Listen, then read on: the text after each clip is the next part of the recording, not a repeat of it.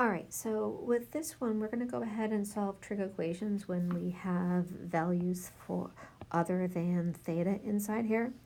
Now, at first glance, this doesn't look like it's going to be that much more difficult, but we have to be really careful when we're doing these.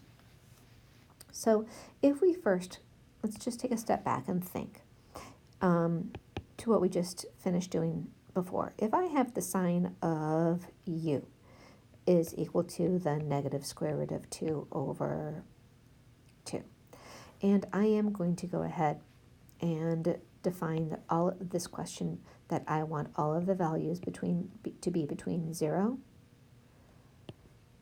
and 2 pi. Just watch this inequality. What this means is that 0 is included because of the equal to piece here, but the 2 pi is not. All right, so if I go ahead and solve this for u, where does this happen? So that only happens in two different places. It is negative for the sign, so it only happens in the third quadrant at 5 pi over 4, and it happens again down here in the the fourth quadrant at 7 pi over 4. So those are the two values that we would say that u would be equal to, if that's all I had. But it's not. What we really have up here is we have that, and we're looking for the solution for the sine of 2 pi. So I'm going to minimize this a little bit and talk about how we're going to deal with this. So the values that I have, I know that 2 theta, whatever was inside my argument, I go ahead and set equal to the values that I found if it was just u. So 2 pi is equal to 5 pi over 4. But that's not only where it happens. Even though our interval is restricted between 0 and 2 pi, I have to cut this angle in half. So that means I'm going to have additional values here.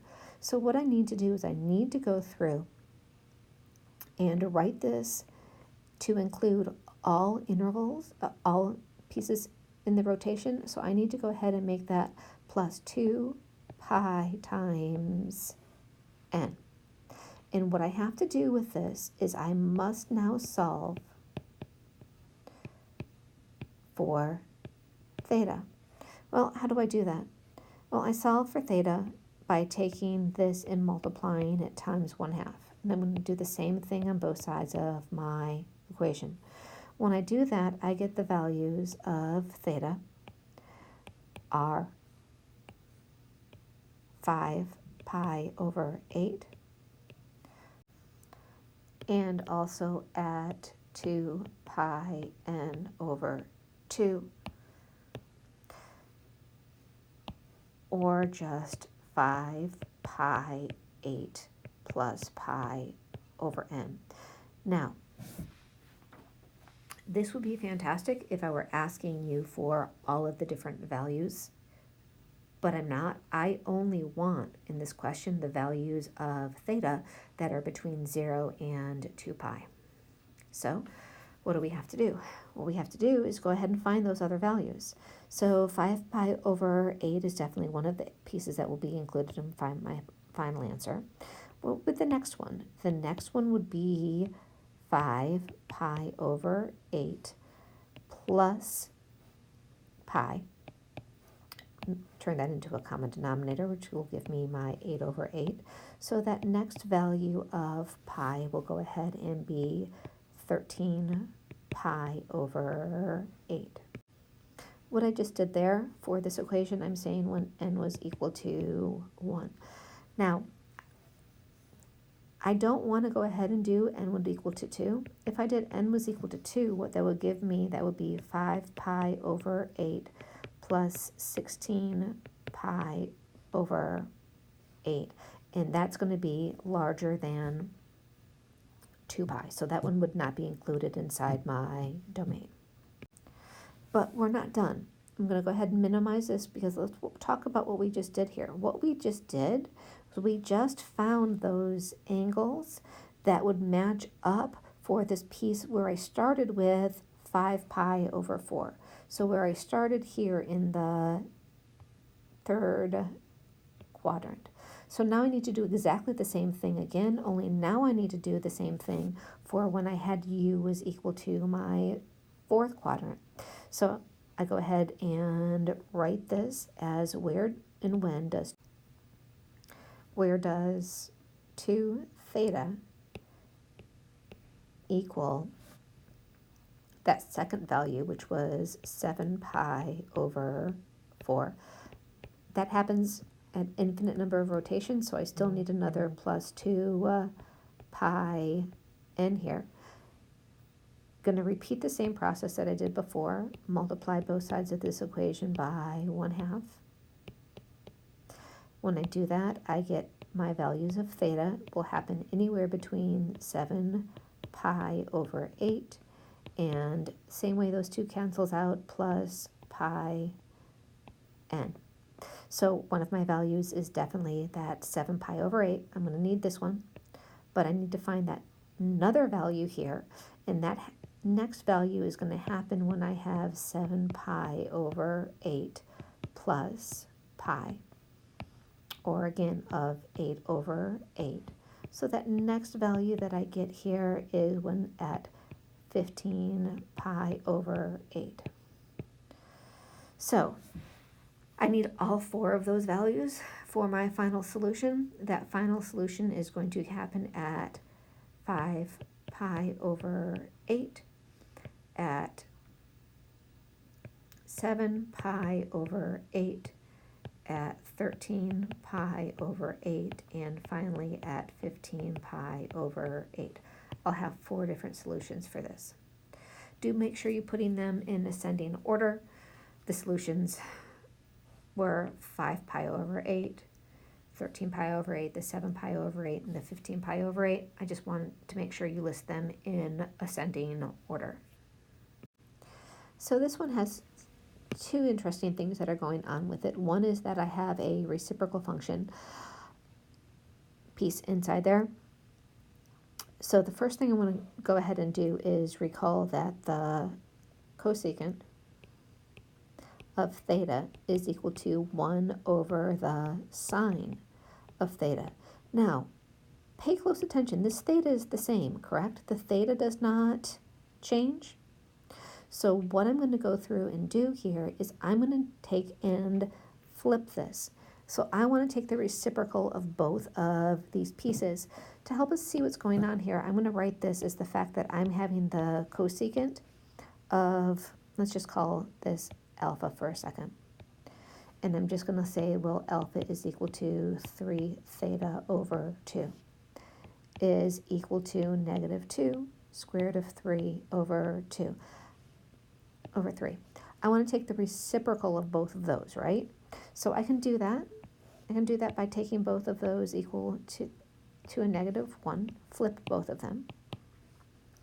So now the reciprocal, not the arcsine of this piece, is going to equal the sine of that alpha, and this side also gets flipped, which is going to become 3 over negative 2 square root of 3. Now notice that value for the angle didn't change. So I'm going to put that back in. So now what I'm really looking for is that the sine of 3 theta over 2 is equal to, we're going to rationalize this again. Those 3's are going to go ahead and cancel out. I have 3 square root of 3 over negative 6, or negative square root of 3 over 2. And this is what we're going to actually go ahead and try to solve here.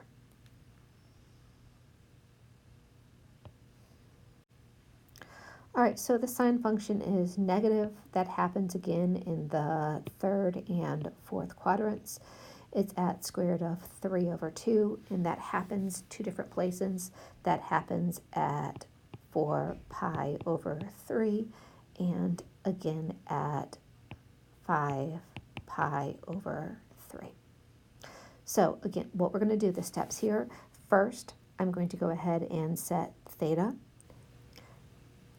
that I have on the inside of my trig function equal to both of the values. Then I'm going to go through and isolate theta and solve for it. Just also remember to go ahead and include for both of these plus 2 pi n. You must have those there when you go through and solve for theta. So the first one is going to be 3 theta over 2 is equal to 4 pi over 3 plus 2 pi n. I'm going to go ahead and multiply both sides of the equation by 2/3. When I go through and do that, I get theta is equal to 8 pi over 9 plus 4 pi n over 3. So as soon as I do this, I get one of my solutions. So what would happen when n was equal to 1? Well, if n was equal to 1, I would have 8 pi over 9 plus 4 pi over 3. I'd need to turn that into a common denominator. So that actually would make that 12 over 9. And all of a sudden, that's going to get me larger than 2 pi. So I don't need another solution there. So we'll go ahead and do it for the next value that we have. I set my 3 pi over 2 equal to the second place that I know that the sine function was equal to negative square root of 3 over 2. And that was at 5 pi over 3 plus my 2 pi n. Go through, solve that by multiplying both sides by 2 over 3. Distributing and solving for theta, I get theta is equal to 10 pi over 9 plus 4 pi n over 3. So the two answers that I have for this are only my 8 pi over 9 and my 10 pi over 9. So just to make sure that everyone understands what I was talking about as far as the interval, our interval here was everything was between 0 and 2 pi, not including 2 pi.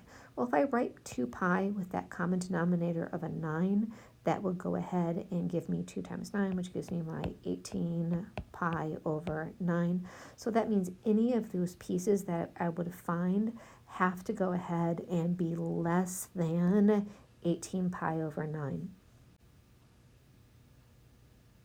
So looking back at what I was saying is if I would have had to find a common denominator of this,